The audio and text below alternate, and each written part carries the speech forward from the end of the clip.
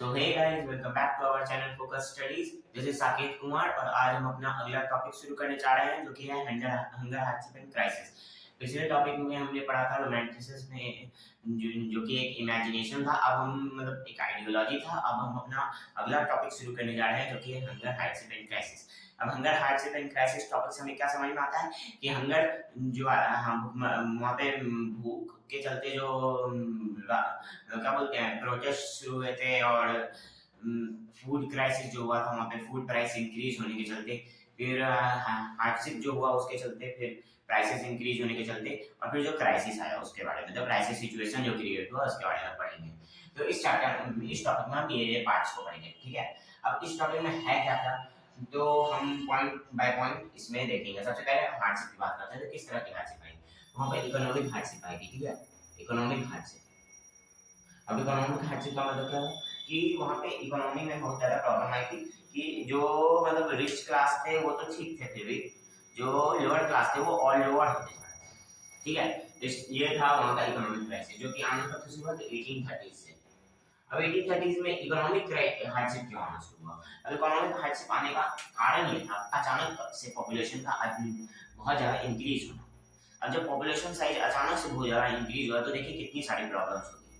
Population increase हुआ, demand बढ़ा, supply उतना ही है तो प्राइस बढ़ेगा। पॉपुलेशन बढ़ा तो जॉब डिमांड बढ़ा, जॉब डिमांड बढ़ा, पर जॉब तो नंबर ऑफ जॉब्स लगभग उतनी ही है, थोड़ी बहुत बढ़ेगी क्योंकि पॉपुलेशन बढ़ा तो जरूरतें थोड़ी बहुत बढ़ेगी, तो थोड़ा बहुत जॉब्स बढ़ा, लेकिन अभी भी पॉपुलेशन की डिमांड के हिसाब से जॉब्स नहीं है।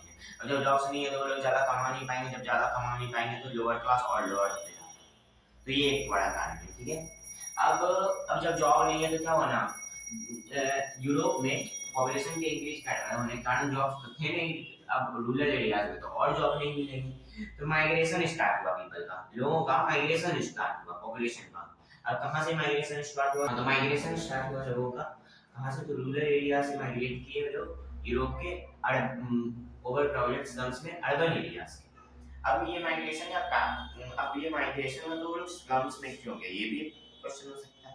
तो देखिए रूरल एरिया से शिफ्ट जो होगा पॉपुलेशन का वो लोअर या फिर मिडिल या फिर लोअर मिडिल का क्लास का होगा। अपर क्लास क्यों जाना चाहेगा जब वो पहले से अपर क्लास है, उसका वहाँ पे चल ही रहा है।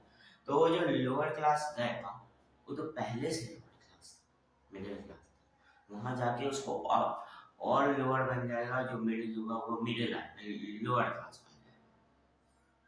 तो अब जब जो मिडिल क्लास लोअर क्लास होंगे वो बड़े बड़े एरिस्टोक्रेट्स के बगल में तो घर लेके नहीं रहेगा, उसके पास उतना पैसा तो है नहीं, तो स्लम्स में रहेगा, इसलिए स्लम्स ओवर क्राउडेड हो रहे हैं वहाँ पे, ठीक है। अब हम अपने अगले पॉइंट की तरफ बढ़ते हैं। Tough competition for small producers in towns from imported cheap machine made goods from England. तो देखिए हुआ क्या, अब वहाँ पर जो इंडस्ट्रियल रिवॉल्यूशन आया, इंडस्ट्रियल रिवॉल्यूशन आने के बाद इंग्लैंड से ज़्यादातर यूरोपियन नेशन के बड़े बड़े जो ट्रेडर्स थे, बड़े बड़े जो व्यापारी थे, इंडस्ट्रियलिस्ट थे, वो सब सस्ते दाम पे सामान मंगाकर बेचते थे।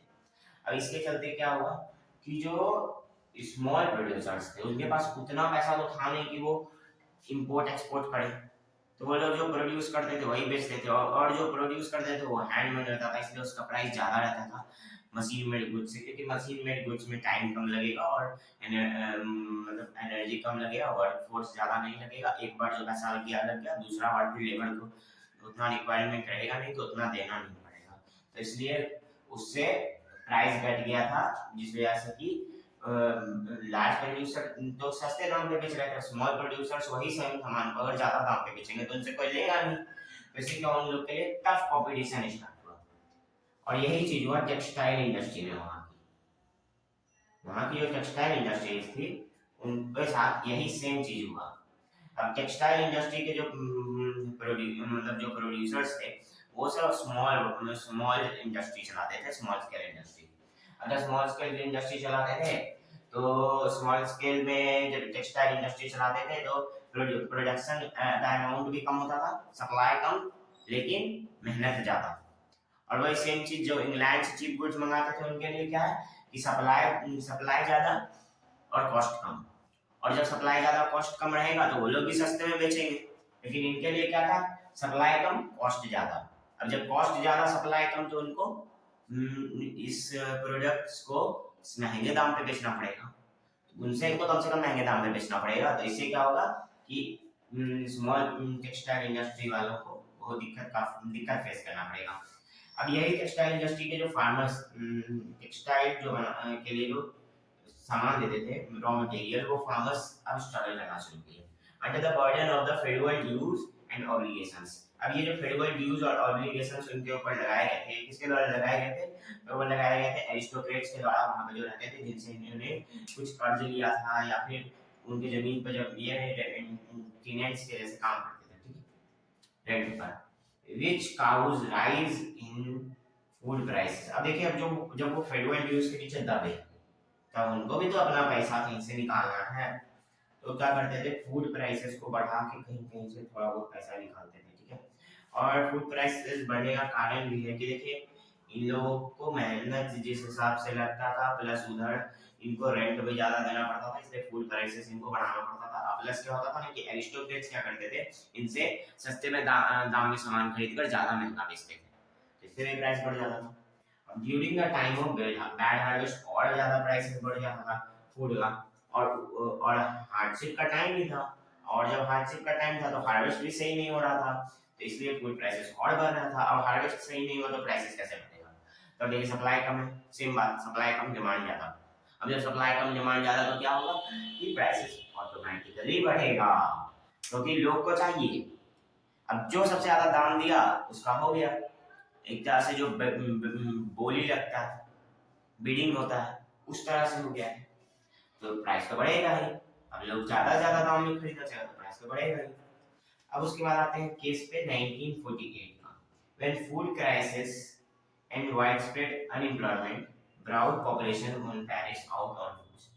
अब देखिए यहाँ पे क्या हुआ कि 1848 के दरमियान मतलब लगभग में फूड क्राइसिस आया। कहाँ आया, तो आया पेरिस में, और बहुत ज्यादा अनएम्प्लॉयमेंट बढ़ गया। ऐसे तो पूरे यूरोप में था, बट यहाँ पे पेरिस का एग्जांपल लिया है कि वहाँ का पॉपुलेशन जो है, बहुत ज्यादा पॉपुलेशन रोड पे आ गया था और बैरिकेड्स लग गया था लोगों को साइड करने के लिए, ताकि वो लोग बहुत ज्यादा प्रोटेस्ट करना शुरू कर दिए थे, ठीक है। अब वहाँ क्या हुआ कि नेशनल असेंबली अनाउंस किया कि रिपब्लिक भाग हम लोग बना है, और सफरेज अलाउ किया एडल्ट मेल्स को 21 साल से ऊपर वाला था, राइट टू वर्क दिया, ठीक है। अब राइट टू वर्क क्यों दिया, पहले से तो एम्प्लॉयमेंट कम हो गया है। अनएम्प्लॉयमेंट इंक्रीज करने के लिए क्या किया वो लोग कि राइट टू वर्क देना चालू किया। क्यों, क्योंकि अब यहाँ पे देखिए प्रोटेस्ट होना चालू हो गया था। अगर अभी राइट टू वर्क नहीं देता तो हो सकता है कि जो बचा कुचा सरकार है वो भी गिर जाता। और लुइस फिलिप तो भाग ही चुके थे, इस टाइम तक लुइस फिलिप भाग गए थे, क्योंकि इतने ज्यादा प्रोटेस्ट होने लगा था ना कि लुइस फिलिप डर गया, सोचा कि अब तो हम गए, तो इसलिए वो भाग गया था। तो नेशनल असेंबली क्या किया, किसी यूनिवर्सल सफरेज तो नहीं लाया, बट हाँ इतना लाया कि मेल्स को सिर्फ मेल्स को, क्योंकि उस समय वुमेन को उतना दिया नहीं जाता था, तो मेल्स को जो कि 21 साल के ऊपर के थे उनको गारंटीड किया राइट टू वर्क और उनको वोटिंग राइट दिया, ठीक है। अब क्या हुआ कि अब आगे चल के एक और केस हम देखेंगे हार्डशिप का, इकोनॉमिक हार्डशिप का, case of weavers in Silesia in 1845। उसमें क्या होता है कि देखिए जो सिलेसिया के वीवर्स बुनकर जो थे वो मतलब उनको ना रॉ मटेरियल्स बेचते थे जो ट्रेडर्स, वो एक शर्त रखते थे कि तुम लोग सामान हम ही को बेचोगे, जो प्रोड्यूस करोगे ना वीव करके वो हम ही को बेचोगे। अब ये वीवर्स जो है वो दे तो देता था, अब बदलाव में जो पैसा लेते थे ट्रेडर्स या फिर मैन्युफैक्चरर्स से, वो इनका कॉन्ट्रैक्टर्स से वो इनका पैसा कम कर देते थे, बेसिकली कॉन्ट्रैक्टर्स को देते थे, हाँ। तो वो इनको जो पैसा देते थे वो कम कर देते थे, डिक्रीज कर देते थे। मतलब अगर मान लीजिए सेट किया 50 रुपया, तो 50 रुपया देते ही नहीं थे, 30 रुपया देते। तो अगर मान लीजिए वो बनाया 40 में है, वो 50 ले रहा था, कम से कम उसको 45-40 तो दीजिए, 30 दे रहे हो तो सही नहीं है। अब इसी के खिलाफ सिलेसिया के वीवर्स जाके प्रोटेस्ट निकालना शुरू किए। इतना ज्यादा प्रोटेस्ट का लेवल बढ़ गया कि 4 जुलाई को जो कॉन्ट्रैक्टर्स का फैमिली था वो भाग गया, छोड़ के भाग गया सिलेसिया। देखिए डर गया कितना और छोड़ के भाग गया सेलेसिया। और सेलेसिया छोड़ के भागा ना तो बगल में एक टाउन था, वहां पे गए और वहां पे बोले कि हमें शरण दीजिए क्योंकि हमारे पीछे वीवर्स ऐसे ऐसे पड़े हुए हैं और हमें मार भी सकते हैं। लेकिन टाउन वाले थे मतलब कुछ अच्छे लोग कह सकते हो उन्हें, कि वो बोले कि देखिए हम ऐसे कर्म करने वाले व्यक्ति को अपने साथ नहीं रख सकते हैं, आप जाइए। उन्हें भगा दिया गया, वो वापस से सिटी गए। अब उन्हें देना पड़ा पैसा और बाकी जो हुआ वो कहानी आप पढ़ लिए। तो अब हमारा ये टॉपिक खत्म हुआ। अब इस टॉपिक से हमें समझ में क्या आता है कि देखिए किस तरह से वहां पे हार्डशिप आई, कितना इनॉर्मस लेवल पे जा चुका था कि हर जगह पे प्रोटेस्ट होना शुरू हो चुके थे। हर एरिया से प्रोटेस्ट होना शुरू हुआ था। कहीं फार्मर प्रोटेस्ट किए, कहीं वीवर प्रोटेस्ट किए, कहीं इंडस्ट्रियल सेक्टर से प्रोटेस्ट हुआ, कहीं नॉर्मल पॉपुलेशन प्रोटेस्ट किया। और सबको और प्रोटेस्ट के लिए बाद सबको उनका कहीं कहीं पे मिल भी गया जो फल चाहिए था। तो इस टॉपिक में अगर ध्यान से देखा जाए तो फैक्ट कम है बट नॉलेज ज्यादा है, तो आपको समझना पड़ेगा थोड़ा। आपको ना इसको इकोनॉमिक्स के दृष्टि से ज्यादा देख के पढ़ना होगा हिस्ट्री के बनस्पत, ठीक है, क्योंकि ये टॉपिक एक इम्पोर्टेंट टॉपिक है। सो अब हमारा hunger hardship and crisis topic खत्म होता है। इसी के साथ अब हम मिलेंगे हमारे अगले वीडियो में, तो हमारे नेक्स्ट टॉपिक के साथ।